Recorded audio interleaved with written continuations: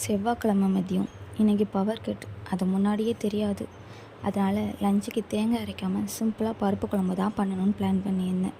இந்த மாதிரி உங்கள் வீட்டில் ஏதாவது நடந்திருக்கான்னு நீங்கள் கீழே கமெண்ட் பண்ணுங்கள்.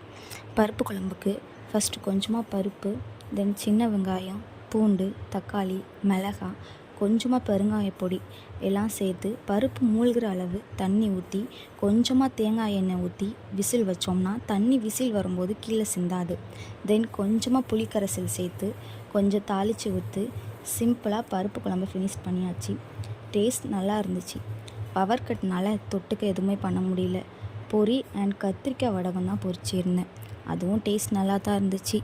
ஸோ சிம்பிளாக சாதம் கூட கொஞ்சமாக பருப்பு குழம்பு அண்டு வடகம் வச்சு அன்னைக்கு லஞ்சை ஃபினிஷ் பண்ணியாச்சு. என்னோடய வீடியோ உங்களுக்கு பிடிச்சிருந்தா லைக் அண்ட் ஷேர் பண்ண மறந்துடாதீங்க.